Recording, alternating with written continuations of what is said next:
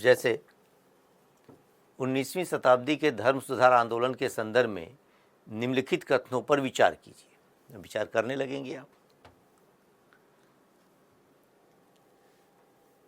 विचार करके जो चीज़ देखनी है वो अब तो बाद में आएगी। इस समय धार्मिक समुदाय में सामाजिक सुधार के जो आंदोलन हुए थे वे धार्मिक सुधार के भी आंदोलन थे, यानी एक तरीके से सामाजिक धार्मिक क्षेत्र में सुधार आंदोलन चल रहे थे। तो ये बात ठीक है। इस समय भारत के धार्मिक तथा सामाजिक सुधारकों ने पाश्चात्य विचारों को अपनी जानकारी के साथ साथ प्राचीन ज्ञान का भी उपयोग किया। यानी इस समय भारत के सामाजिक धार्मिक सुधारकों ने पाश्चात्य विचारों की अपनी जानकारी के साथ साथ प्राचीन ज्ञान का भी उपयोग किया। यानी पश्चिमी ज्ञान परंपरा को भी अपना रहे थे और प्राचीन परंपरा को भी लेकर चल रहे थे। तो इसका मतलब ये बात भी ठीक है। उपरोक्त में से कौन सा कथन सही है? तो 1 और 2 दोनों सही है, इसलिए उत्तर सी। समझिए, यही क्वेश्चंस। तो ओवरऑल सामाजिक धार्मिक सुधार आंदोलन के संदर्भ में ये एक क्वेश्चन था। कोई तथ्य नहीं है इसमें, कंसेप्चुअल चीजें हैं। लिखा है कि राजा राम मोहन राय के बारे में निम्नलिखित कथनों में से कौन सा कथन असत्य है? ए, राजा राम मोहन राय समाज सुधारकों की श्रेणी में अग्रणी थे। उन्हें भारतीय नवजागरण का अग्रदूत कहा जा रहा था। बात पढ़ रहे थे हम लोग। हर क्षेत्र में उन्होंने समाचार पत्र के क्षेत्र में कार्य किया, अग्रणी रहकर। शिक्षा के क्षेत्र में हिंदू कॉलेज की स्थापना किया था। तो ये बात ठीक है। राजा राम मोहन राय हिंदी, संस्कृत, बांग्ला, फारसी, अंग्रेजी भाषा के अच्छे ज्ञाता थे। विभिन्न भाषाओं के जानकार थे, पकड़ थी उनकी। इन्होंने वेदों तथा उपनिषदों के बांग्ला अनुवाद प्रस्तुत किए। वेद और उपनिषद की सत्ता में विश्वास करते थे और बांग्ला में अनुवाद भी किया। इन्होंने मूर्ति पूजा तथा धार्मिक अनुष्ठानों का समर्थन किया। अब देखिए, मूर्ति पूजा और धार्मिक कर्मकांड अनुष्ठान का विरोध किया था। तो कह रहा कौन सा कथन असत्य है? बस यहां पर यही ध्यान रखना है। सत्य वाले में अगर आप सोचेंगे तो पहला देखे और मारकर चले आए, गलत हो जाएगा। इसलिए कौन सा असत्य है, गलत है, तो ये समर्थन नहीं किया था इन्होंने, बल्कि विरोध किया था। इसलिए उत्तर होगा डी, तब जाकर अंक मिलेगा।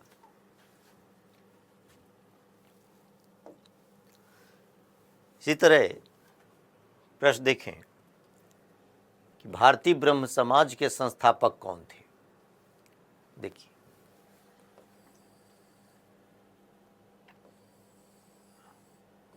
ब्रह्म समाज नहीं, भारतीय ब्रह्म समाज के संस्थापक कौन थे? राजा राम मोहन राय, देवेंद्र नाथ ठाकुर, केशव चंद्र सेन और दयानंद सरस्वती। तो पिछले क्लास में हम पढ़ रहे थे कि ब्रह्म समाज के संस्थापक राजा राम मोहन राय थे और फिर उनकी मृत्यु के पश्चात जब वो ब्रह्म समाज का नेतृत्व संभालने का, तो देवेंद्र नाथ ठाकुर ने संभाला। इन्होंने तत्वबोधि नामक पत्रिका लिखी हुई थी, याद कीजिए। और इनके समय में आचार्य के पद पर केशव चंद्र सेन नियुक्त हुए थे। तो केशव चंद्र सेन और देवेंद्र नाथ टैगोर के कार्यों में मतभेद पैदा हुआ। केशव चंद्र सेन ब्रह्म समाज को हिंदू धर्म के दायरे से बाहर निकालना चाहते थे और यही मतभेद की वजह से 1866 में विभाजन होता है ब्रह्म समाज में। और विभाजन के साथ ही केशव चंद्र सेन अलग होकर भारतीय ब्रह्म समाज की स्थापना करते हैं। और फिर देवेंद्र नाथ ठाकुर का जो गुट था वह आदि ब्रह्म समाज के नाम से जाना जा रहा था। तो यही केशवचंद्र सेन की प्रेरणा से नेटिव मैरिज एक्ट 1872 पारित होता है, ब्रह्म विवाह अधिनियम।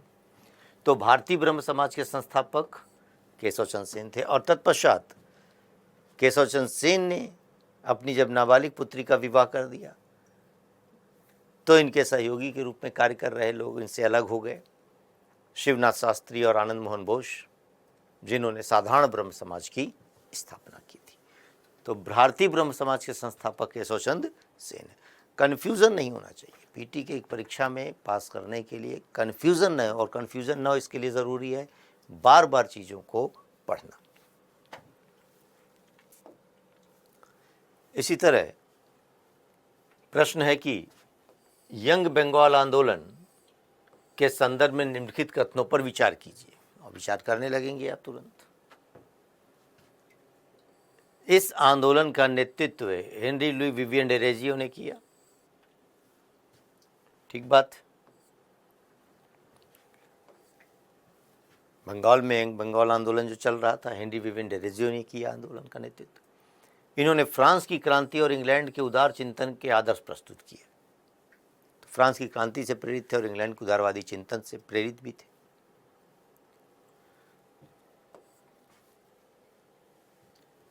इन्होंने ईश्वर के अस्तित्व को स्वीकार किया।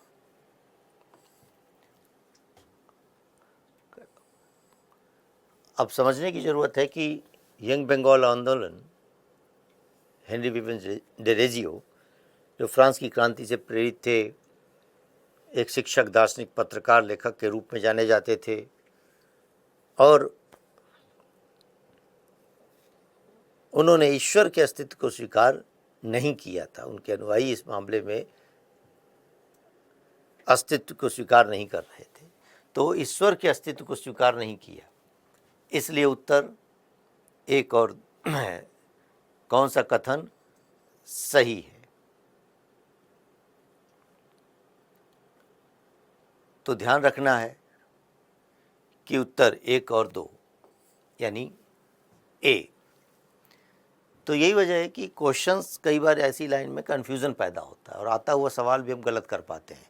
तो ध्यान रखना होता है कि हम इन चीज़ों को समझ पाएँ कि ईश्वर के अस्तित्व को स्वीकार किए थे या नहीं किए थे। इसी तरीके से ईश्वरचंद विद्यासागर के संबंध में निम्नलिखित कथनों पर विचार कीजिए। इन्होंने विधवा पुनर्विवाह के लिए संघर्ष किया और इसे वैध बनाने में सफलता प्राप्त की, ठीक बात।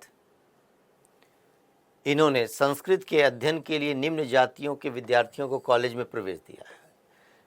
तो ये बात भी ठीक है कि जो जाति पात भेदभाव की स्थितियां थीं, तो संस्कृत के कॉलेज में संस्कृत के अध्ययन के लिए उच्च जाति वर्ण के लोग प्रवेश करते थे। अब उन्होंने निम्न जाति के लोगों को भी जो है प्रवेश के लिए कार्य किया, तो ये बात भी ठीक है। इन्होंने बालिका शिक्षा हेतु कन्या विद्यालय खोले, एकदम ठीक बात है। ऐसे 35 बालिका विद्यालयों के खोलने के लिए इनको श्रेय दिया जाता है और बेथुन स्कूल में निरीक्षण के पद पर ये कार्य कर रहे थे। कौन सा कथन सही है? तो तीनों ही चीज़ें ठीक हैं, तो इसलिए उत्तर 1, 2 और 3 डी होगा। तो ईश्वरचंद विद्यासागर के संदर्भ में ये सवाल, तो तथ्य कहीं नहीं है। देखिए, क्वेश्चंस इसी रूप में होते हैं आपके पास। अब कोई जन्म मरण खाली रटता रहे और सोचे कि जो है कब जन्म हुआ था, कब मरण हुआ था, बेकार की चीज़ है। कंसेप्चुअल क्राइटेरिया कुछ कार्यों के संदर्भ में। अब ये थोड़ी ना पूछने जा रहा कितने विद्यालय खोले, कब प्रवेश दिलाया। तो प्रश्न को समझिए, उसके नेचर को समझकर तैयारी कीजिए, भटकाव नहीं होगा। इसी तरीके से आपके पास प्रश्न है कि निम्नलिखित कथनों पर विचार कीजिए। राजा राम मोहन राय ने भारतीय विद्या और पाश्चात्य सामाजिक तथा भौतिक विज्ञान की पढ़ाई के लिए वेदांत कॉलेज की स्थापना की। राजा राम मोहन राय ने। तो हम लोग पढ़ रहे थे इस चीज़ को लेकर कि उन्होंने कंपनी की सेवा से जब त्यागपत्र दिया तो 1814 में आत्मीय सभा की स्थापना की और फिर वेदांत कॉलेज की स्थापना की, जहाँ पर जो है भारतीय विद्या और पाश्चात्य शिक्षा का प्रवेश कराया। तो ये बात ठीक है राजा राम मोहन राय के माध्यम से। राजा राम मोहन राय ने अपनी पुस्तक गिफ्ट टू मोनोथिस्ट, एकेश्वरवादियों का उपहार जिसे कहा गया, एकेश्वरवाद के पक्ष में तर्क दिए थे। तो राजा राम मोहन राय एकेश्वरवाद के समर्थक थे। तो ऐसी दशा में यह पुस्तक उन्होंने लिखी और एकेश्वरवाद पर बल दिया। इसी क्रम में वो मूर्ति पूजा का खंडन करते नजर आते हैं। तो कौन सा कथन सत्य है? तो दोनों ही कथन सत्य हैं। तो उत्तर सी होगा, 1 और 2 दोनों। इसी तरह एक प्रश्न है यंग बंगाल आंदोलन के संदर्भ में। फिर देखिए, यंग बंगाल आंदोलन के संदर्भ में याद आ रहा है, हम लोग पढ़े हुए थे इन चीज़ों को। यंग बंगाल आंदोलन के संदर्भ में नीचे दिए गए कथनों पर विचार कीजिए। इस आंदोलन के नेता हेनरी विवियन डेरेजियो फ्रांसीसी क्रांति से प्रेरित थे। फ्रांस की क्रांति से प्रेरित थे। यह बात सही है या गलत? एकदम ठीक है, फ्रांस की क्रांति से प्रेरित थे। स्वतंत्रता, समानता, बंधुत्व के नारे से युक्त थे। इस आंदोलन ने अपने क्रांतिकारी विचारों के कारण भारतीय समाज के सभी वर्गों का समर्थन हासिल किया था। अब यही चीज़ें हैं, रिकॉल कीजिए कि हेनरी विवियन डेरेजियो के अपने विचार क्या थे, कार्य क्या थे। तो इस आंदोलन ने अपने क्रांतिकारी विचारों के कारण भारत के समाज के सभी वर्गों का समर्थन हासिल किया। नहीं, यह अपने उद्देश्य में सफल नहीं हो पाया था। इसे समस्त भारतीय समाज के वर्गों का समर्थन हासिल नहीं था। चूंकि इनके अनुयायियों को भारतीय परंपरा और भारतीय परंपरा की समझ नहीं थी। कुरीतियों की आलोचना करने के क्रम में उन्होंने भारतीय समाज की ही सीधे आलोचना करना शुरू कर दिया। यही वजह है कि यह बहुत ज़्यादा लोकप्रिय नहीं हो पाया था। कौन सा कथन सत्य है? तो केवल 1। तो आप यंग बंगाल आंदोलन, हेनरी विवियन डेरेजियो के तथ्यों के ईयर पे इतना आपका बल अगर चला जाता है कि 1809 ईस्वी में जन्मे, 31 में मर गए, कितने साल जिए, ये सब चीज़ें प्रश्नों के लिहाज से नहीं, ये होते हैं प्रश्न। क्वेश्चन बदल सकता है आपके पास, सीधे सीधे पूरा का पूरा यही लाइन आपके अलग क्वेश्चन के रूप में आ सकती है कि इस आंदोलन के नेता हेनरी विवियन डेरेजियो थे, जो कि फ्रांसीसी क्रांति से प्रेरित थे। किस एक आंदोलन से संबंधित थे? क्वेश्चन हो जाएगा यंग बंगाल आंदोलन। टॉपिक समझ में आना चाहिए, क्वेश्चंस तो आ जाएंगे हल करना। इसी तरीके से है कि धार्मिक सामाजिक सुधार आंदोलन के नकारात्मक पक्षों के संदर्भ में नीचे दिए गए कथनों पर विचार कीजिए। जो 19वीं सदी के सामाजिक धार्मिक सुधार आंदोलन की सीमाएं थी, कमजोरियां थी, नकारात्मक पहलू थे, उनके संबंध में बात कर रहा है। ये कथन दिया गया है कि इन आंदोलनों की पहुंच किसानों तथा नगरों की गरीब जनता तक नहीं थी। तो हमने बात किया था इस मुद्दे पर कि आखिर ये मध्यवर्गीय जो नज़रिया है, मध्यवर्गीय पहुंच है, ये किसानों की, गरीब जनता की कोई समस्याओं को लेकर नहीं चल रहे थे कि लगान में कमी कर दे। तो ये बात एकदम ठीक है, ये कमजोरी रही है। दूसरी चीज़ की अतीत की महानता तथा धर्म ग्रंथों को आधार बनाने के कारण इसने मानव बुद्धि तथा वैज्ञानिक दृष्टिकोण की श्रेष्ठता के विचार को धक्का पहुंचाया। समझिए, अगर कोई अतीत पर अतिशय बल देता है तो अतीत पर अतिशय बल दिया, इसका मतलब कि अतीत में अच्छा था, बस वही मान लेना है। तर्क और विवेक, वैज्ञानिक विकास की भावनाएं इससे कहीं ना कहीं आहत होंगी। तो वैज्ञानिक दृष्टिकोण, तार्किक विचार को कहीं ना कहीं धक्का भी पहुंचता है। जैसे कोई कह दे अगर कि हम ऐसी चीज़ों को लेकर चल रहे हैं कि वेद समस्त जो है समस्याओं का समाधान करते हैं, तो हमें कुछ सोचना ही नहीं है आज के समय के स्तर पर कि जो है क्या हो सकता है कुछ। तो इससे कहीं ना कहीं अतीत परत से बल देने की वजह से तर्क को, वैज्ञानिक चिंतन को भी थोड़ी चुनौती मिलती है। तो यही कारण है कि यह एक कमजोरी मानी जाती है। ये बात भी कमजोरी थी। धर्म में जरूरत से ज्यादा जोर देने से समाज में फूट की प्रवृत्ति बढ़ी। अब धर्म में जरूरत से ज्यादा, अब धर्म को भी स्वच्छ बनाना है, तो हिंदू धर्म वाले हिंदू धर्म को, मुस्लिम वाले मुस्लिम को बनाने पर बढ़ लग गए।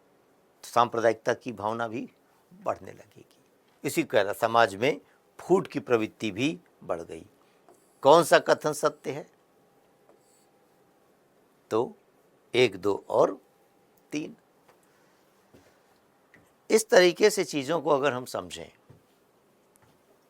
तब जाकर क्वेश्चन हल कर पाते हैं। तो पढ़ने का उद्देश्य खाली जानकारी एकत्रित करना नहीं, प्रश्नों को हल करना भी है। तो अब देखिए कि ये चीजें जब पढ़ रहे थे तो बहुत सामान्य सी बात है। मैंने बताया था सीमाओं में। अब उस समय आपके लिए राजा राम मोहन राय का जन्म कब हुआ, 1774 में हुआ, ये याद रहेगा, रटेंगे इसको। किस वर्ष उन्होंने कौन सी पुस्तक प्रकाशित की, 1821 में उन्होंने मिरातुल अखबार का प्रकाशन किया, ये याद रहे। लेकिन ये चीजें जो समझ की हैं, क्वेश्चन इन्हीं पर आधारित होते हैं। तो वो भी याद करिए, लेकिन इस समझ को अपनी और विकसित करिए, बार बार पढ़िए इसको लेकर। तो अब हम लोग जरा सामाजिक धार्मिक सुधार आंदोलन के दूसरे भाग के अंतर्गत चीजों को पढ़ेंगे, देखेंगे कि यहाँ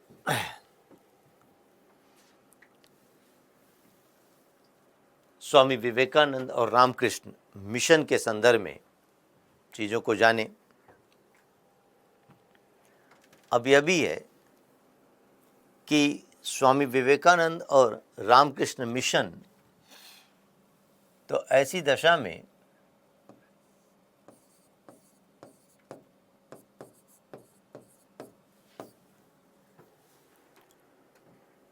स्वामी विवेकानंद और उनके द्वारा स्थापित रामकृष्ण मिशन का जरा कार्य समझें और उनके अपने विचारों को जानें, उससे संबंधित प्रश्न आपके पास होते हैं। अब विवेकानंद की अगर हम बात करें तो आरंभिक नाम इनका नरेंद्र दत्त था और जयपुर के खेतरी महाराज के सुझाव पर विवेकानंद इनका नाम रखा गया। इनके गुरु रामकृष्ण परमहंस थे, जो दक्षिणेश्वर काली मंदिर के पुजारी थे कलकत्ता में।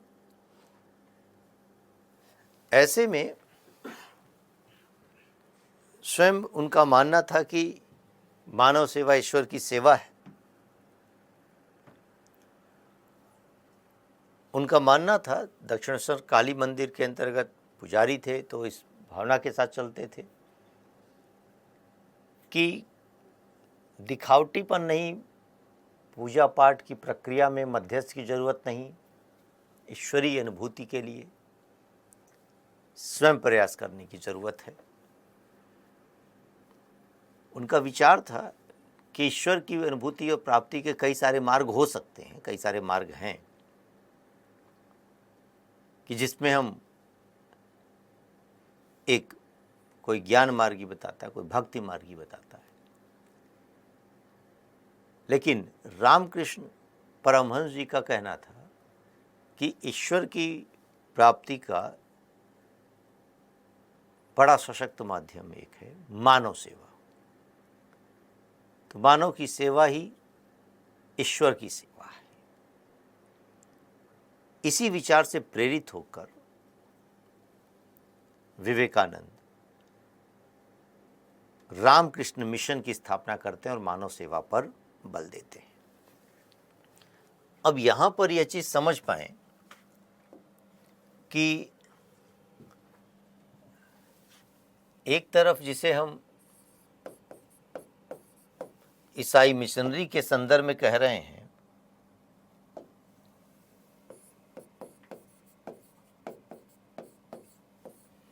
और दूसरी तरफ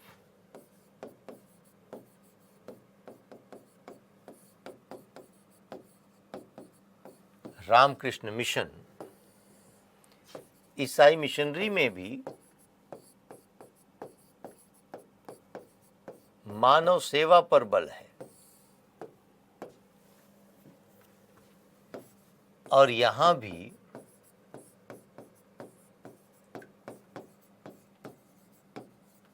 मानव सेवा पर बल है, लेकिन दोनों ही की अवधारणा में जमीन आसमान का अंतर है कि मानव सेवा पर बल देने के बावजूद ही दोनों के स्वरूप में कैसे अंतर नजर आता है कि ईसाई मिशनरियां भी मानव सेवा पर बल देती थी। यहाँ पर जो भाव था, यहाँ पर जिस तरीके का विचार था, यहाँ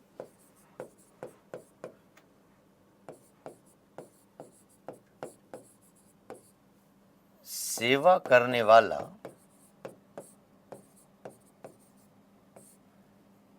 उच्च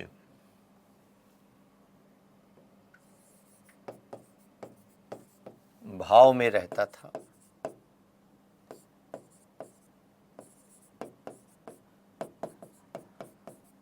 और जिसकी सेवा की जा रही है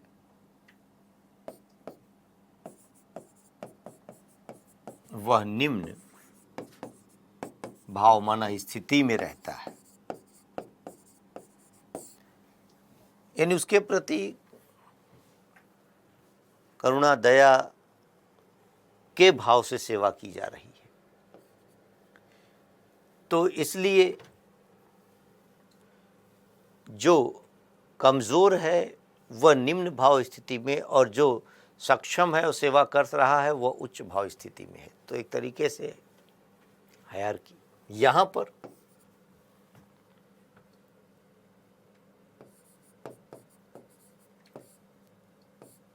मानव सेवा ईश्वर की सेवा है, अतः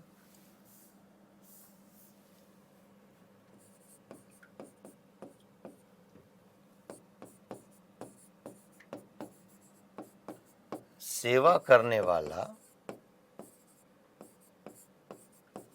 अपने को निम्न भाव स्थिति में रखता है। अब दोनों का अंतर समझ पाएं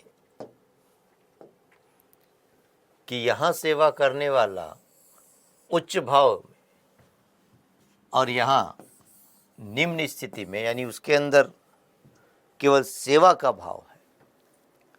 क्यों ऐसा है? क्योंकि रामकृष्ण मिशन के अंतर्गत ये अवधारणा सबसे महत्वपूर्ण, जो मानव सेवा ईश्वर की सच्ची सेवा।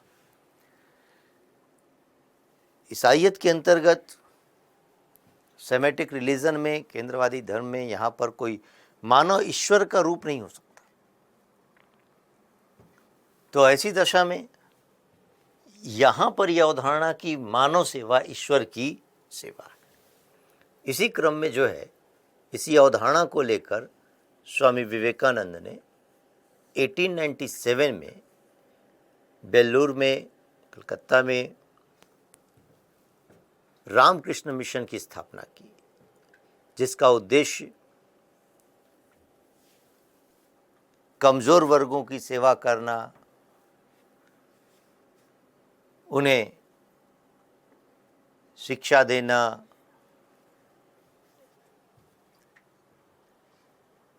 उन्हें जनजाति समुदायों को सुविधाएं प्रदान करना, ये उद्देश्य था। और विवेकानंद के अपने विचारों को समझ पाए कि उन्होंने स्पष्ट किया इस चीज़ को लेकर कि मनुष्य का जीवन ही एक धर्म है। धर्म न तो पुस्तकों में है, न ही किसी स्थान में है। मनुष्य का जीवन ही एक धर्म है, मानव सेवा ही एक धर्म है। बड़ी महत्वपूर्ण बात उन्होंने स्पष्ट की। और उन्होंने भारतीय परंपरागत रूढ़िवादी परंपराओं का आलोचना किया। उन्होंने भारतीयों के छुआछूत वाली अवधारणा की मुझे मत छुओ जैसी अवधारणा की आलोचना की। अलगाव के लिए दूर रहने वाले दृष्टिकोण की आलोचना की। उन्होंने भारतीय समाज, धर्म, वर्ण व्यवस्था जनित जो संरचनाएं थी उसको लेकर अपना विचार दिया, स्पष्ट किया कि हमारा धर्म तो जो है केवल रसोई घर तक सिमट गया है।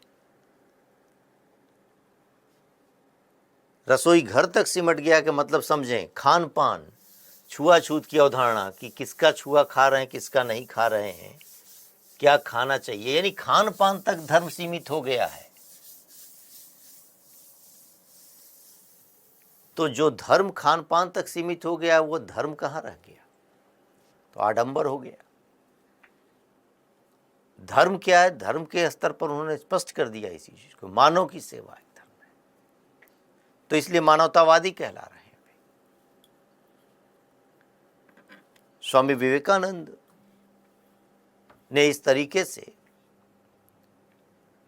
धार्मिक कर्मकांड की आलोचना की।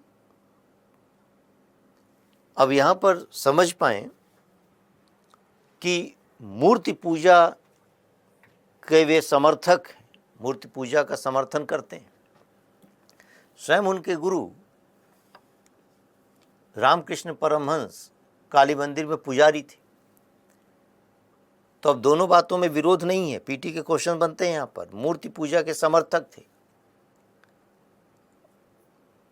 वह स्पष्ट भी किया इन चीज़ों को लेकर कि सगुण साकार चीज़ें अनुभूति के लिए एक सहायक हो जाती हैं।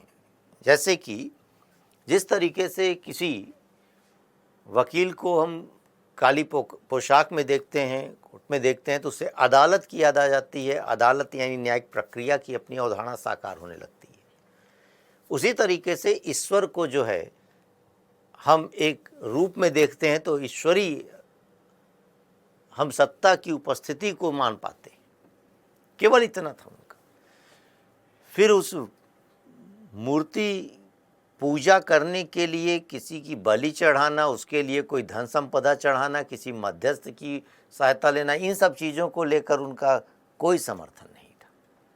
यानी कुल मिलाकर मूर्ति पूजा का वे समर्थन तो करते हैं, लेकिन इस तरीके से धार्मिक कर्मकांड आडंबर की वे जो है आलोचना करते हैं। विवेकानंद का अपना चिंतन और विचार अगर हम समझें कि 1893 में वे प्रथम विश्व धर्म संसद सम्मेलन में भाग लेने के लिए अमेरिका के शिकागो शहर में जाते हैं और वहाँ उन्होंने भारतीय संस्कृति की अपनी उच्च भावनाओं को जो है उद्घाटित किया और एक तरीके से भारतीय संस्कृति का विश्व के स्तर पर जो है प्रचार किया। वहाँ पर उन्होंने जो बातें की, जो स्पष्ट किया, वो ये था कि पश्चिम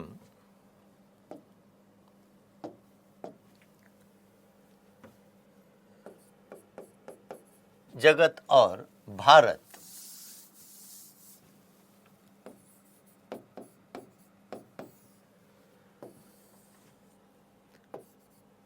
उन्होंने अपने वहाँ पर दिए गए विचार और चिंतन के माध्यम से भारतीय राष्ट्रवाद का जो है दार्शनिक आधार तैयार किया। उन्होंने पश्चिम जगत के स्तर पर कहा कि यहाँ पर ज्ञान विज्ञान का विकास है,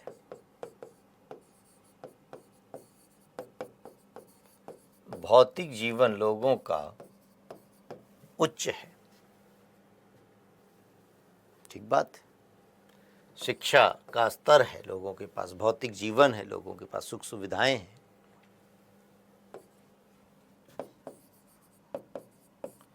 किंतु मानव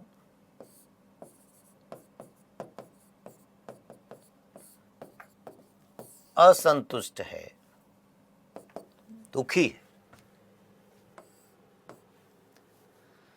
यानी भौतिक जीवन सुखमय है, इसके बावजूद भी संतुष्टि नहीं है।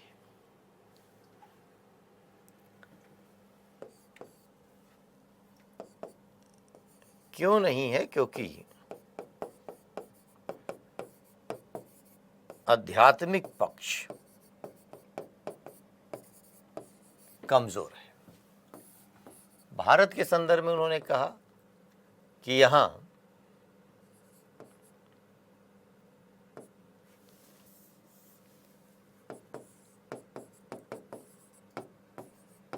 ज्ञान विज्ञान का विकास नहीं है,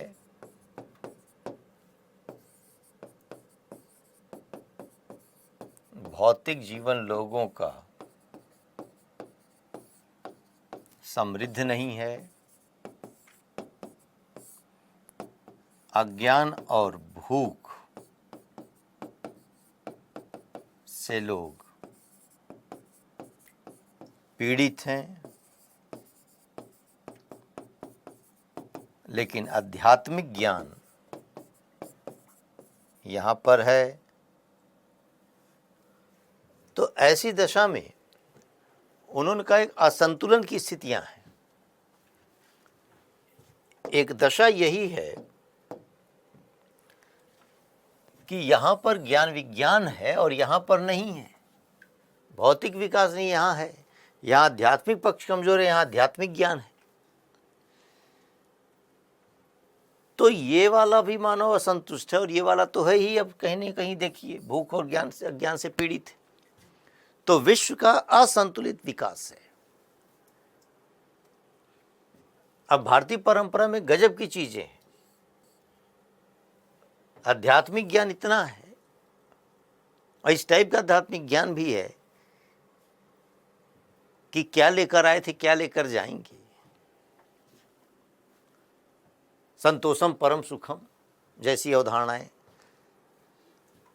तो पश्चिम तो इसी बात पर जो है यहाँ रिसर्च कर रहा होता है कि आखिर इस भूमि में क्या है।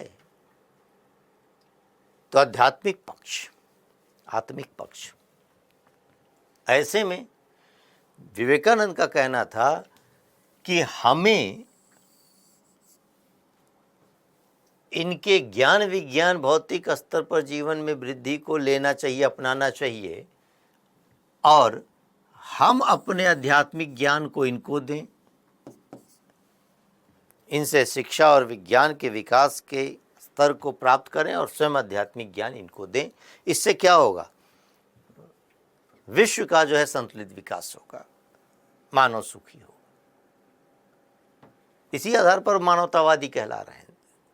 खाली भारत के लिए नहीं, विश्व के मानव की बात कर रहे हैं। लेकिन ये पश्चिम भारतीय जो है आध्यात्मिक ज्ञान को तब तक नहीं प्राप्त करेगा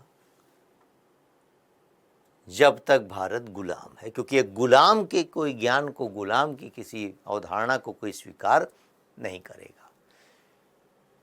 तो इसलिए भारत की आजादी जरूरी है। इसलिए जरूरी है कि विश्व का संतुलित विकास हो सके। समझें इस बात को कि भारत के पास आध्यात्मिक ज्ञान है और विश्व को इसकी जरूरत है, लेकिन विश्व इसको इसलिए नहीं अपना रहा है, अपना सकता है क्योंकि एक गुलाम देश की चीजों को कोई नहीं अपनाएगा, उसकी मनोवृत्ति है ऐसी। तो इसी को कहा जा रहा है कि उन्होंने क्या किया कि भारत की आजादी को विश्व के अपने कल्याण से जोड़ दिया। इसी को कहा जा रहा है कि उन्होंने भारतीय राष्ट्रवाद का वैचारिक आधार तैयार किया, दार्शनिक आधार तैयार किया। तो ये विवेकानंद का अपना चिंतन का सार तत्व है। इसी तरह उन्होंने स्पष्ट किया कि मानव के अपने प्रमुख कर्तव्य क्या है।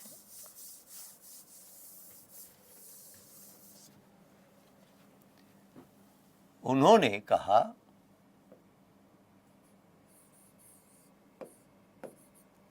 भूख, जिसे गरीबी और अज्ञान को दूर करना राष्ट्र सेवा है। गरीबी और अज्ञान को दूर करना राष्ट्र सेवा है, राष्ट्र की सेवा। व्यापक संकल्पना है राष्ट्र सेवा।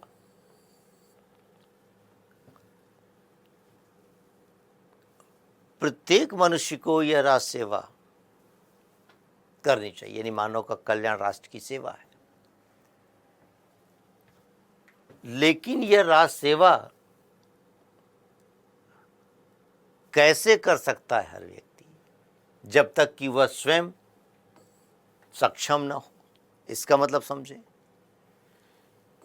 इस गरीबी और अज्ञान को दूर करने पर बल देकर उन्होंने राष्ट्र सेवा की अवधारणा प्रस्तुत की। और इस भूख और अज्ञान को मिटाने के लिए पहले व्यक्ति को खुद सक्षम होना पड़ेगा, तभी वह जो है दूसरे के भूख और अज्ञान को दूर कर सकता है। तो खुद को सक्षम बनाने का मतलब है आत्मबल प्रदान करना। तो इससे क्या होगा, भारतीय जनता, भारत के लोग सबल होंगे और अपने आप में जब ज्ञान से युक्त हो जाएंगे तो औपनिवेशिक शोषण समझ में आ जाएगा, दासता को वह खत्म करेंगे। इसको कहा जा रहा है कि उन्होंने जो है भारत की अपनी स्वतंत्रता का आधार तैयार किया। इसीलिए सुभाष चंद्र बोस ने उनको जो है राष्ट्रवाद के आध्यात्मिक पिता कहा।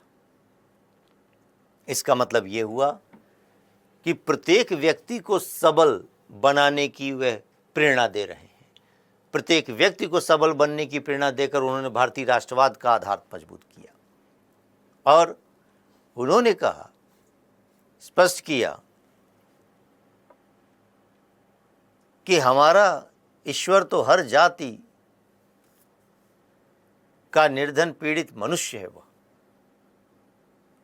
और भूख और अज्ञान को लेकर कोट किया कि जब तक जो है लाखों करोड़ों लोग भूख और अज्ञान से पीड़ित हैं, तब तक मैं उस प्रत्येक व्यक्ति को देशद्रोही समझता हूं जो उनके जो है श्रम पर अर्जित करके अपना जीवन बेहतर बना रहा, लेकिन उनके ऊपर तनिक भी ध्यान नहीं देता।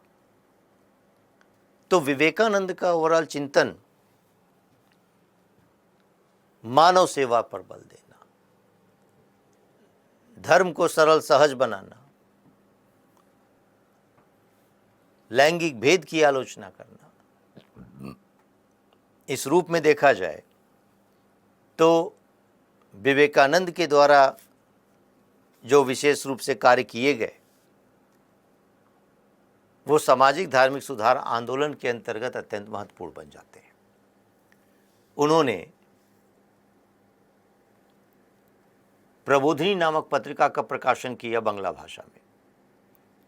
1896 में वेदांत सोसाइटी की स्थापना की न्यूयॉर्क में।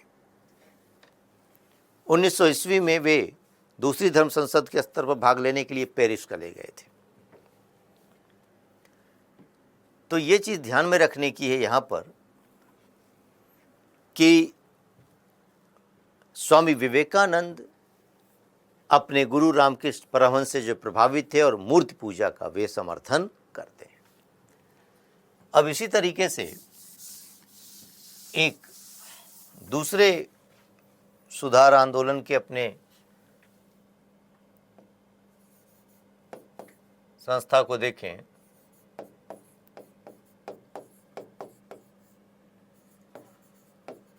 Theosophical society.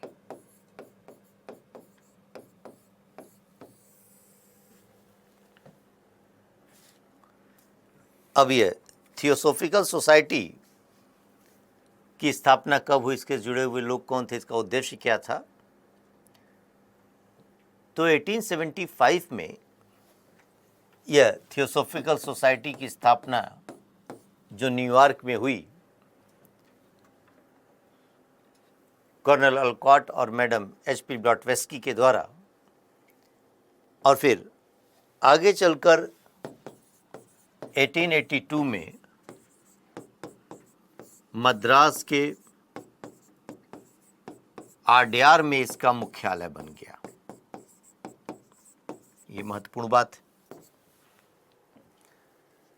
कि थियोसॉफिकल सोसाइटी का मुख्यालय कहाँ पर था? आड्यार, मद्रास में था। इसका उद्देश्य हिंदू धर्म, बौद्ध धर्म, जरथुस्त्र धर्म, पारसी धर्म की आत्मा को पुनर्जीवित करना, उसके मूल अवधारणाओं को फिर से पुनर्जीवित करना, समाज के अंतर्गत व्याप्त जो है कुरीतियों को दूर करना, आधुनिक शिक्षा का प्रचार प्रसार करना, ये इनके अपने उद्देश्य थे। इसी क्रम में देखा जाए अगर, तो जब कर्नल अलकॉट की मृत्यु होती है तो उस समय फिर एनी बेसेंट इसकी अध्यक्ष बनी। एनी बेसेंट 1893 में यहाँ भारत आई थी, तत्पश्चात थियोसॉफिकल सोसाइटी से जुड़ गई, और जब कर्नल अलकॉट की मृत्यु हुई तो वह उसकी अध्यक्ष बनी। और उन्होंने 1898 में बनारस में सेंट्रल हिंदू कॉलेज की स्थापना की। अब ध्यान रखिएगा, हिंदू कॉलेज और central Hindu college, Hindu college की स्थापना राजा राम मोहन राय ने एक डच गणितशास्त्री डेविड हेयर के सहयोग से उसका निर्माण कराया था, जबकि सेंट्रल हिंदू कॉलेज की स्थापना बनारस में जो है एनी बेसेंट ने किया था। एनी बेसेंट 1917 में कलकत्ता अधिवेशन में कांग्रेस की पहली महिला अध्यक्ष के रूप में चुनी गई थी। कांग्रेस की पहली महिला अध्यक्ष, ध्यान रखना ये सब शब्दावली पीटी के लिए, पहली महिला अध्यक्ष खाली, पहली भारतीय जब महिला अध्यक्ष की बात आ जाएगी तो सरोजिनी नायडू 1925 में कानपुर अधिवेशन में, हम आगे पढ़ेंगे। तो एनी बेसेंट 1917 में कांग्रेस की अध्यक्ष बनी और इस रूप में कांग्रेस की पहली महिला अध्यक्षा के रूप में वह जानी जाती हैं। और देखा जाए अगर, इसी तरह कुछ एक संस्थाएं, कुछ एक जो चीज़ें नज़र आती हैं, जैसे मुस्लिम सुधार आंदोलन के अंतर्गत अगर हम बात करें कि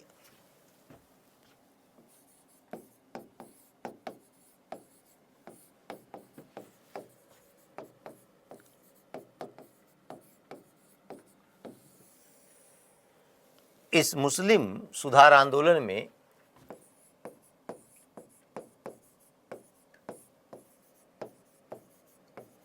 सैयद अहमद खां एवं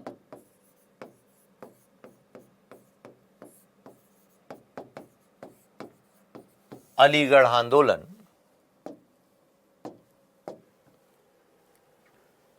जो चला, उसके संदर्भ में यहाँ समझ पाए हम लोग, तो यह भी है कि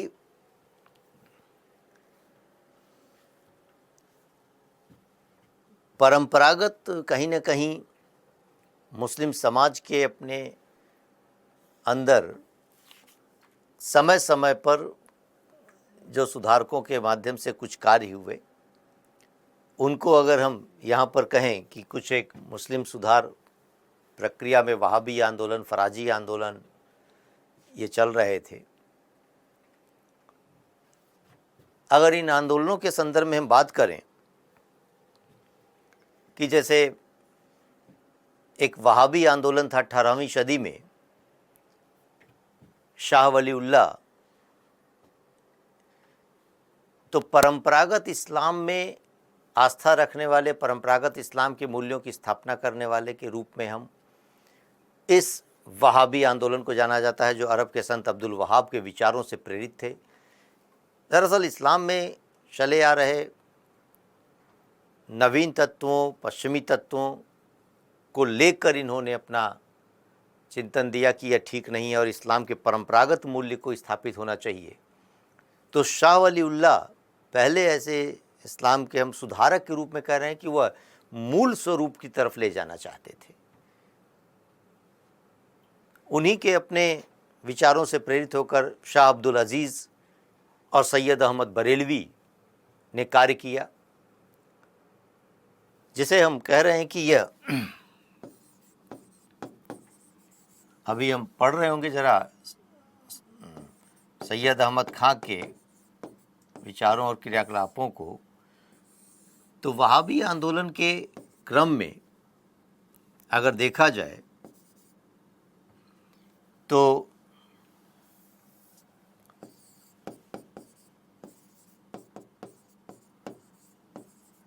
शाह अब्दुल अजीज और सैयद अहमद बरेलवी, और इन लोगों ने अरब के संत अब्दुल वहाब के अपने विचारों को अपनाते हुए भारत के अंतर्गत शुद्ध इस्लाम की परंपरा पर बल दिया था। इन्हीं सैयद अहमद बरेलवी के शिष्य थे मीर निसाद अली उर्फ टीटू मीर।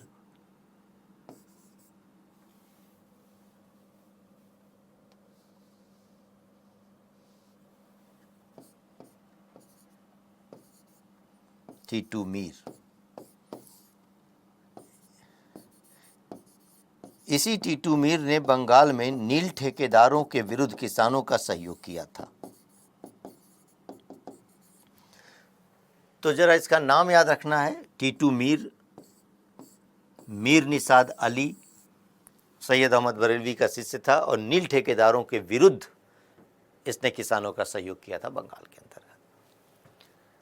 दरअसल ये अब वहाबी आंदोलन जो चल रहा था, अब्दुल वहाब के विचारों को परंपरागत इस्लाम के मूल्यों की स्थापना करने को लेकर, तो आरंभिक स्तर पर इनका अपना सिखों के साथ टकराव हुआ और उस समय 1831 में जो है पेशावर में सैयद अहमद बरेलवी मारे गए, और तत्पश्चात जब 1849 ईस्वी में पंजाब को अंग्रेज़ों ने मिला लिया अपने राज्य में, तो फिर इन वहाबियों का जो है संघर्ष अंग्रेज़ों के साथ शुरू हो गया, उनके विरुद्ध शुरू हो गया। इसी तरीके से एक इस्लाम के अंतर्गत जो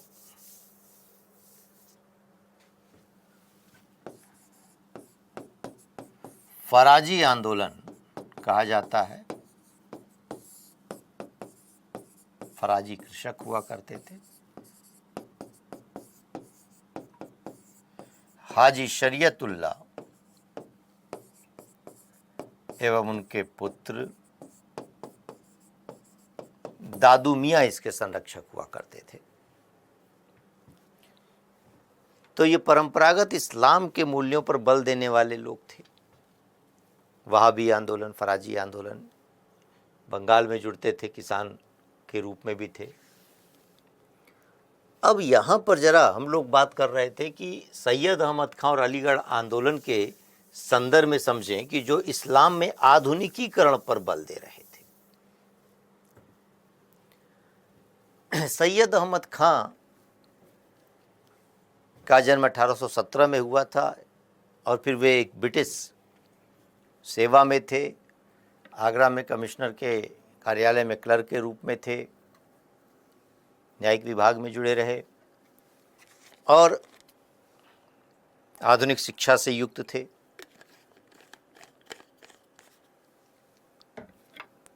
एक दशा ये हुई कि जब 1857 में विद्रोह हुआ, तो उसके पश्चात विद्रोह का दमन कर दिया गया 1858 तक में। तो उसके पश्चात जो है अंग्रेजी सरकार की मुसलमानों के प्रति दृष्टि थोड़ी कठोर हो गई और उनको लगने लगा कि ये बहादुर शाह जफ़र को नेता बना रहे थे और अनेक तरीके के स्तर पर पुरानी वही परंपरा को पुनर्जीवित करना चाहते थे। तो उनके प्रति कठोर कार्रवाई की जाने लगी, धरपकड़ की जाने लगी, मुकदमों में फंसाया जाने लगा। तो बहुतेरे मुसलमानों का पलायन शुरू हो गया। उसी में कहीं न कहीं सैयद अहमद खां के पास भी इस तरीके का दबाव पड़ा कि वे भी जो है सुरक्षित यहाँ से निकलें। लेकिन उन्होंने यहाँ से पलायन करने से इनकार किया और यह निश्चय किया कि नहीं, हम मुसलमानों को जो है यहाँ पर रहकर उनके जीवन को बेहतर बनाने के लिए भी प्रयास करेंगे। और फिर इसी क्रम में वे जो है आधुनिक शिक्षा देने के लिए जुड़ गए।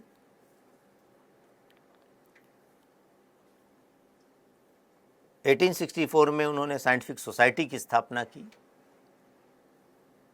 इससे पहले ही एक संस्था मुसलमानों के लिए बन गई थी, मोहम्मडन लिटरेटरी सोसाइटी, अब्दुल लतीफ़ के माध्यम से। तो सैयद अहमद खां का जो अब समझ पाएं जो उद्देश्य था, वह उद्देश्य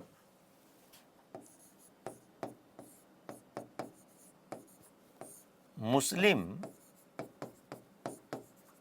समाज का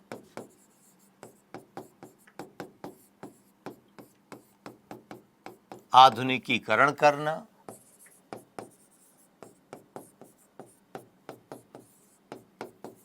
यानी आधुनिक शिक्षा देना, मुस्लिम समाज के पिछड़ेपन को दूर करना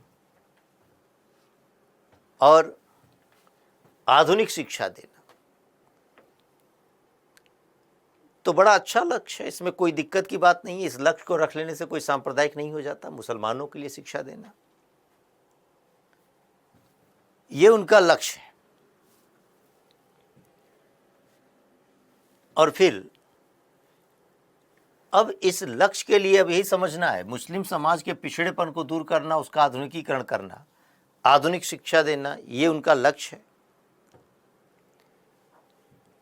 और इस लक्ष्य की पूर्ति के लिए जो उन्होंने साधन अपनाया, अब साधन के स्तर पर उनके पास क्या विकल्प थे?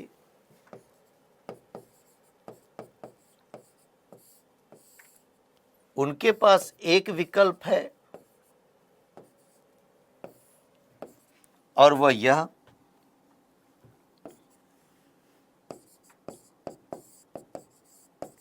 मुस्लिम समाज के धनी,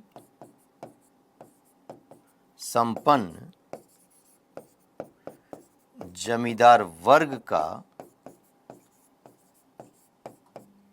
सहयोग लेकर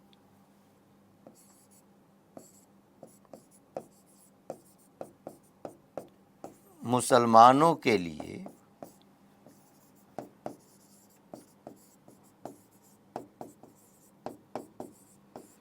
आधुनिक शिक्षण केंद्र की स्थापना की जाए।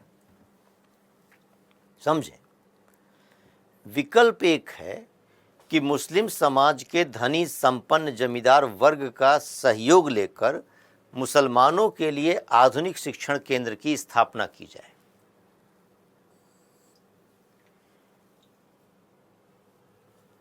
अब दूसरा विकल्प क्या था?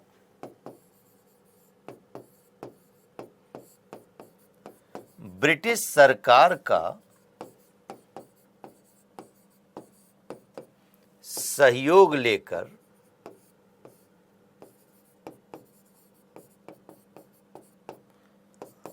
आधुनिक शिक्षण संस्थाओं की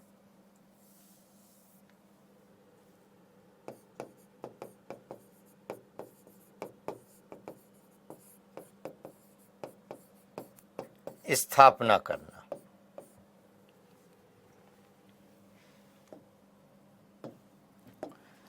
अब समझें यहां पर कि यह था कि ये मुस्लिम जमींदार वर्ग का, धनी संपन्न वर्ग का सहयोग लेकर शिक्षण केंद्रों की स्थापना की जाए। अब यहां नीचे जगह नहीं है, मैं इधर लिख दे रहा हूं चीजों को।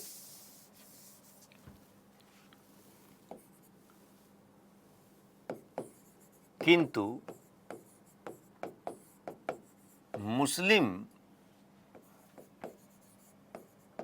जमींदार वर्ग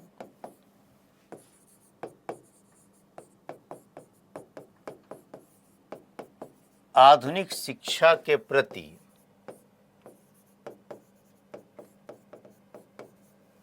आकर्षित नहीं हुआ, अतः उसने रुचि नहीं ली, क्योंकि उसको लगता था कि पश्चिमी शिक्षा, पश्चिमी परंपरा को अपनाने से, जानने से इस्लाम की अपनी परंपरागत मान्यताओं पर चोट होगी। और इससे जमींदार वर्ग की दशा क्या होती, मना स्थिति कि लोगों पर अपना नियंत्रण बनाए रखना चाहता है। तो अगर समाज में लोग जागरूक होने लग गए, शिक्षा लेकर अधिकारों की मांग करने लग गए, तो उनके लिए समस्या हो जाएगी। तो इसलिए वह परंपरागत जमींदार वर्ग धार्मिक रूढ़िवादी तत्वों के साथ अपना गठबंधन बनाकर चलता था।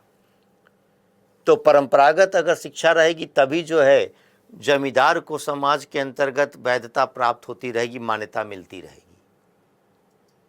आधुनिक शिक्षा ले लेंगे तो इसका तात्पर्य हो जाएगा कि वह मौलवी व उलेमाओं का अपना प्रभाव कम होने लगेगा, तो लोग नागरिक अधिकारों जैसी बातों को भी सोचने लग जाएंगे।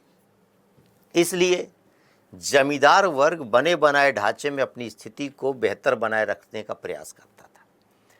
तो उसने आधुनिक शिक्षा देने की तरफ कोई अपना रुचि नहीं दिखलाई। तो अब ये विकल्प समाप्त हो गया, ये विकल्प समाप्त हो गया और इस विकल्प के लिए अब ब्रिटिश सरकार का सहयोग लेकर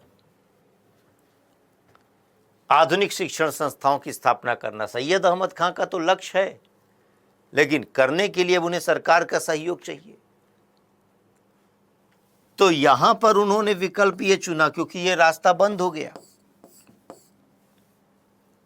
यही वजह है कि सरकार भी इस समय अब क्या कर रही है, धीरे धीरे 1870 के पश्चात सरकार फूट डालो राज करो की नीति के तहत भारत में राजनीतिक कुछ चेतना जागृत होने लग गई है। हम पढ़ेंगे आगे राष्ट्रवाद का उद्भव, उसमें देखेंगे कि किस तरीके से जो है बंगाल के अंतर्गत किस तरीके से भारत में राजनीतिक संस्थाओं का निर्माण हो रहा है। तो पूना सार्वजनिक सभा बन रही, इंडियन लीग का निर्माण हो रहा है, तो ब्रिटिश इंडियन एसोसिएशन बन रहा है। तो कुल मिलाकर सरकार इस समय चाह रही थी कि हम स्वयं मुसलमानों को अपने पक्ष में रखें, उनका हितैषी बनकर यहाँ पर शासन करें और ऐसी कुछ नीति बनाएं ताकि राष्ट्रीयता की भावना कमज़ोर हो, एक ही भारत में फूट पड़े भारतीयों में।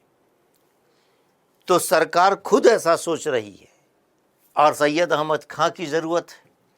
आधुनिक शिक्षा देने के लिए सरकार का सहयोग लग रहा है, तो वो सरकार के निकट आ रहे हैं और सरकार खुद मुसलमानों को अपने साथ रखकर भारत में सांप्रदायिकता के विकास की अब जो है वह नीति लेकर चल रही है। तो समस्याएं बढ़ेंगी। यही वजह है कि इस समय के स्तर पर अब जब सैयद अहमद खां का यह सब नज़रिया सामने आया तो सरकार ने उनको भूमि प्रदान की, वह उनको भूमि प्रदान की जा रही है। विलियम म्यूर उस समय उत्तर प्रदेश में गवर्नर थे, उन्होंने जमीन प्रदान की और तत्पश्चात अलीगढ़ में मोहम्मडन एंग्लो ओरिएंटल कॉलेज की स्थापना होती है, जिसका शिलान्यास लिटन करेंगे, उस समय वायसराय के रूप में मौजूद थे। उस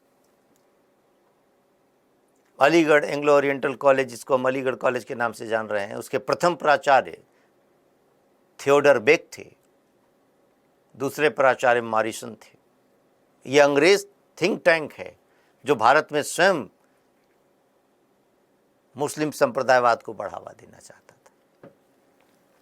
और ऐसी दशा में अब स्थितियां क्या बनी कि सरकार ने सहयोग दिया, भूमि दिया, शिलान्यास कर रहे, शिक्षण कार्यों की शुरुआत हो रही है और यही जो है फिर आगे चलकर 1920 में जो है अलीगढ़ मुस्लिम विश्वविद्यालय के नाम से जाना जाएगा।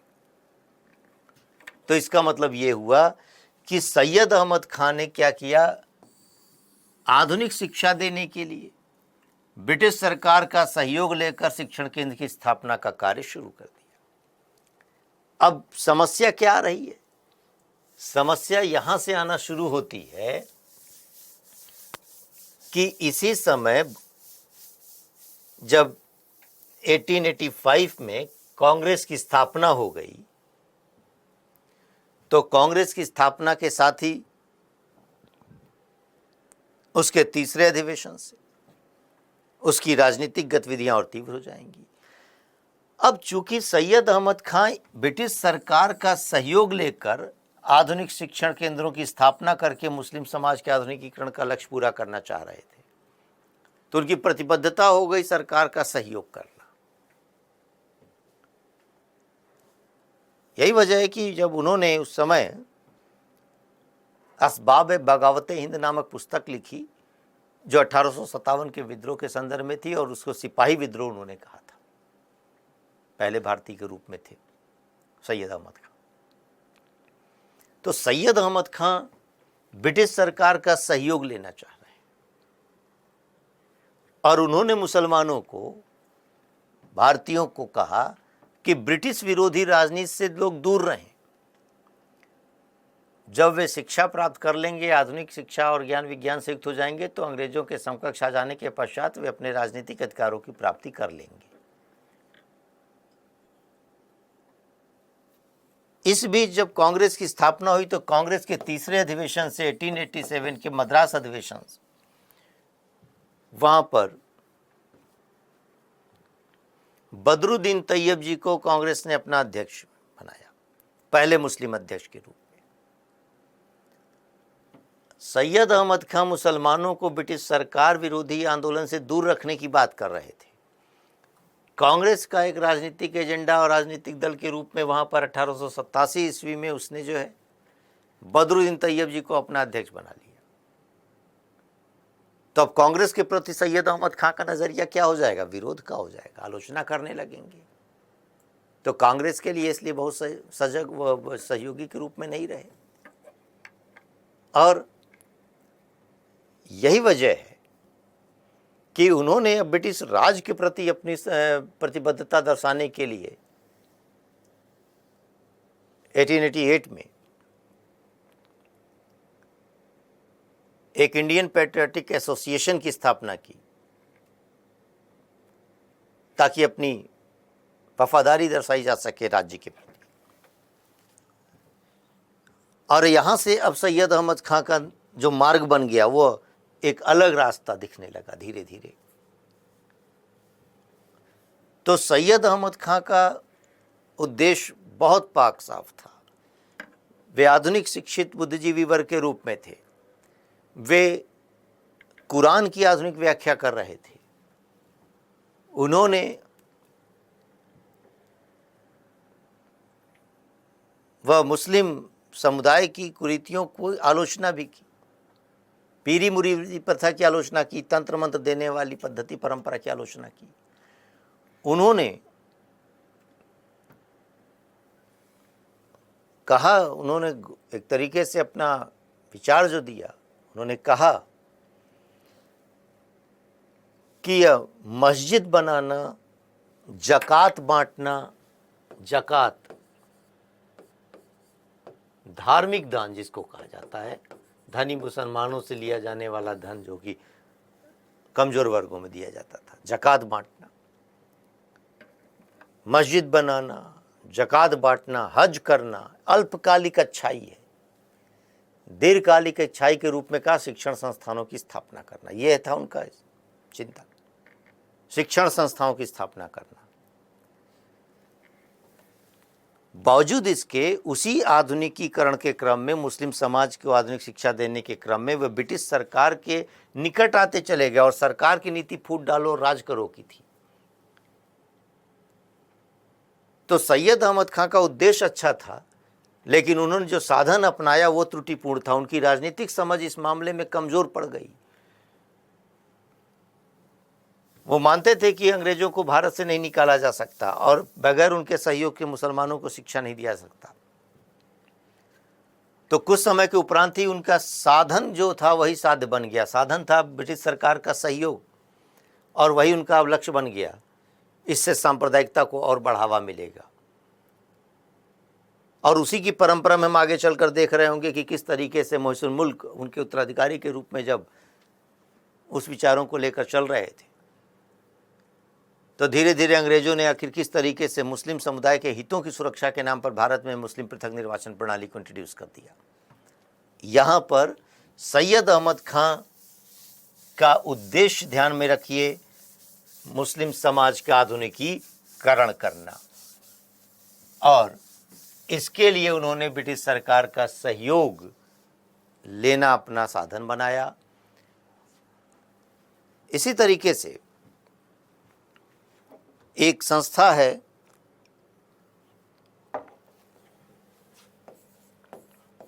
जिसे हम देवबंद आंदोलन के नाम से जानते हैं।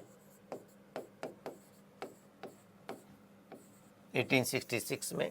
अब ये देवबंद आंदोलन, देवबंद स्कूल, देवबंद विचारधारा क्या है, उसका अलीगढ़ आंदोलन के साथ क्या संबंध था, इस बात को ज़रा समझ पाएँ। पीटीबी क्वेश्चंस कभी कभी सीधे सीधे आ जाते हैं।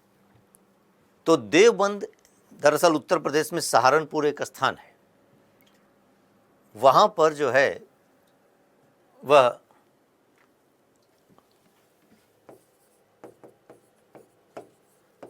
अब्दुल रशीद गंगोही एवं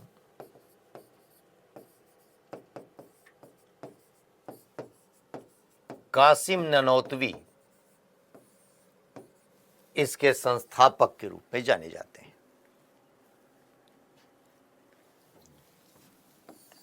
यह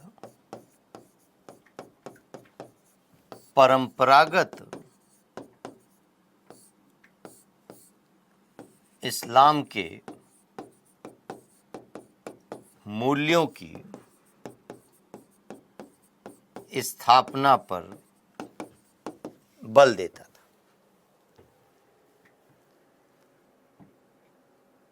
तो इसी देवबंद स्कूल से जुड़े आगे चलकर एक शिबली नुमानी थे, जिन्होंने 1894-95 में लखनऊ में नदवा ताल उलम और दारुल उलम की स्थापना किया था, और कहीं न कहीं उसके अंतर्गत उन्होंने अंग्रेजी शिक्षा को भी अपनाने पर बल दिया था। अब जरा यहाँ पर एक चीज़ ये समझनी है कि देवबंद स्कूल और ओवरऑल जो सैयद अहमद खां के अलीगढ़ आंदोलन, कांग्रेस के साथ क्या संबंध है, अगर जाने एक बात को, कि यहाँ पर हम अगर देखें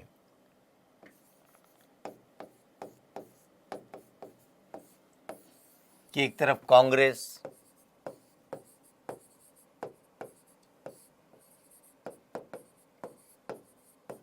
देवबंद आंदोलन,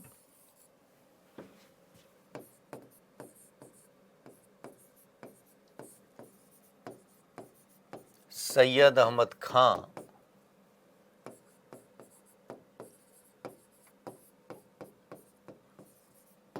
एवं अलीगढ़ आंदोलन,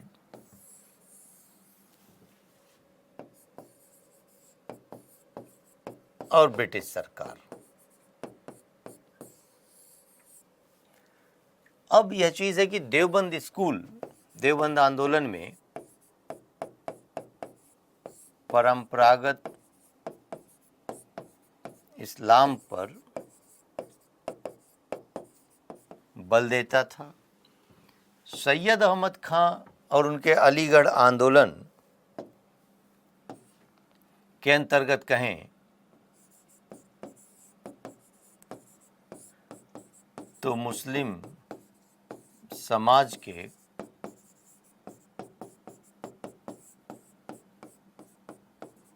आधुनिकीकरण पर बल दिया जा रहा था। तो अब जरा इन दोनों को अगर हम देखें आमने सामने, तो ये परस्पर विरोधी नजर आते हैं। सैयद अहमद खां का अलीगढ़ आंदोलन और देवबंद स्कूल का संबंध। अब सैयद अहमद खां, ब्रिटिश सरकार के साथ कैसा संबंध था उनका?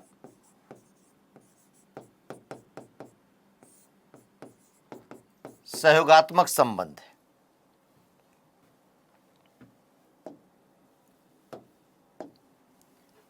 देवबंद आंदोलन का ब्रिटिश सरकार के साथ कैसा संबंध है? अगर ये परंपरागत इस्लाम पर बल दे रहे हैं, ब्रिटिश सरकार पश्चिमीकरण पर बल दे रही थी, तो ये आपस के स्तर पर विरोधी संबंध है इनका। सैयद अहमद खां का कांग्रेस के साथ कैसा संबंध था? अभी बताया कि कांग्रेस की स्थापना के पश्चात धीरे धीरे यह विरोध हो गया। तो कांग्रेस एक राजनीतिक संगठन और कहीं ना कहीं सरकार की आलोचना कर रही थी, और सैयद अहमद खां का उद्देश्य सरकार का सहयोग। जब सरकार का सहयोग कर रही है तो यह विरोधी हो गए उनके। कांग्रेस का ब्रिटिश सरकार के साथ जो संबंध है वो क्या है? विरोधी का है। और फिर कांग्रेस का देवबंद के साथ कैसा संबंध होगा?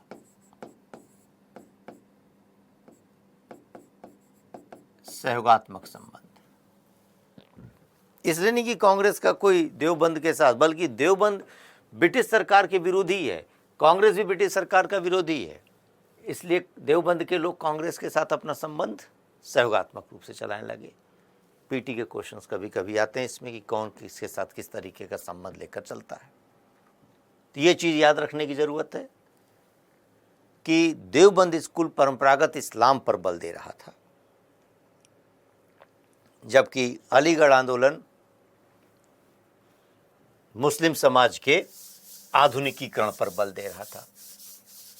इसी तरीके से मुस्लिम समाज के अंतर्गत एक नाम आता है अहमदिया आंदोलन का।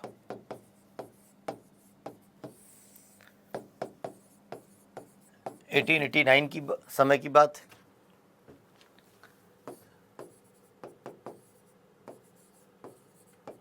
इसको कादनी आंदोलन भी कहा जाता है। इसके संस्थापक मिर्जा गुलाम अहमद थे। दरअसल यह पंजाब के गुरदासपुर जिले में कादनी नामक स्थान पर इस आंदोलन का विकास हुआ। मिर्ज़ा गुलाम अहमद इसके संस्थापक के रूप में जाने जाते हैं, और जो उदारवादी विचारों से युक्त थे। इनका अपना विचार था, इनका अपना कहना था। ये स्वयं को कहते थे कि हम जो है हज़रत मोहम्मद पैगंबर के अवतार हैं। ये स्वयं को ईसा मसीह के भी अवतार बताते थे, कृष्ण का भी अवतार बताते थे। यानी एक तरीके से उदारवादी रूप लिए हुए चल रहे थे। और पीटी के क्वेश्चंस आपके पास इसी रूप में आ जाते हैं कि अहमदिया आंदोलन के साथ जुड़ा हुआ कौन व्यक्ति है। दूसरी चीज़ की, जैसे अब इस्लाम के होकर भी अगर कृष्ण का अवतार कोई बोल रहा है, ईसा मसीह का अवतार बोल रहा है, तो वह चीज़ भी आपसे प्रश्न के रूप में होती है कि मिर्ज़ा गुलाम अहमद ऐसे थे। इसी तरह अगर देखा जाए कि कुछ एक इस सुधार आंदोलन के अंतर्गत, जिसे हम जातीय आंदोलन के रूप में जाते हैं, कास्ट मूवमेंट के रूप में जानते हैं, जिसमें सत्यशोधक समाज की स्थापना एक हुई ज्योतिबा फूले के माध्यम से 1873 में,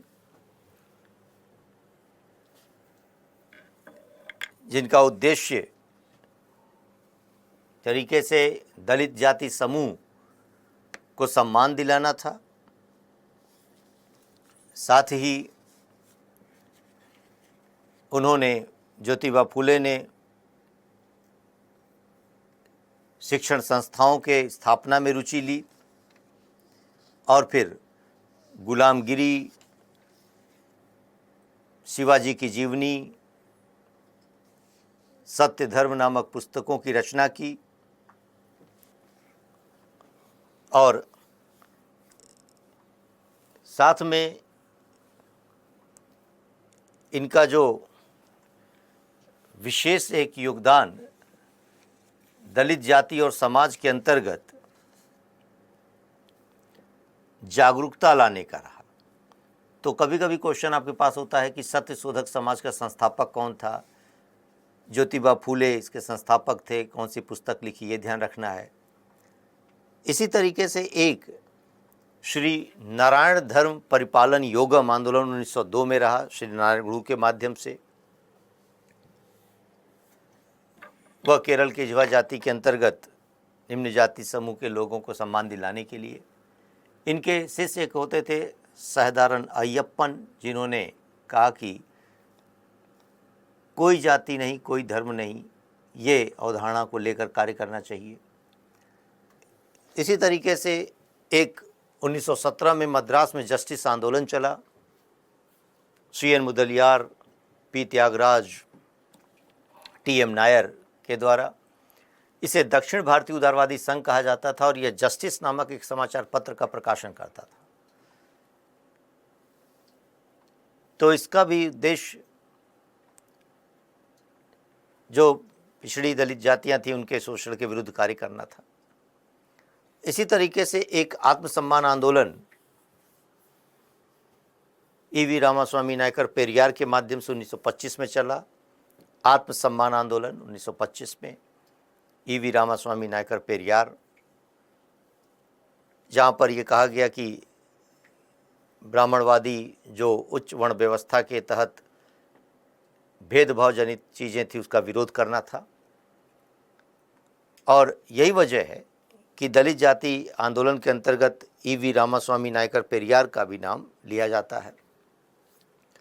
कुल मिलाकर देखें तो जाति आंदोलन के अंतर्गत ये कुछ सीधे सीधे संस्थापकों के आपके नाम पूछ लिए जाते हैं, उनको ध्यान में रखने की ज़रूरत है। अब एक बार इन्हीं चीज़ों को जो हम लोग पढ़ चुके हैं ज़रा देख पाएँ कि काफ़ी चीज़ें जो नज़र आ रही थीं। जैसे प्रार्थना समाज आत्माराम पांडुरंग के माध्यम से 1867 में स्थापित किया गया। आत्माराम पांडुरंग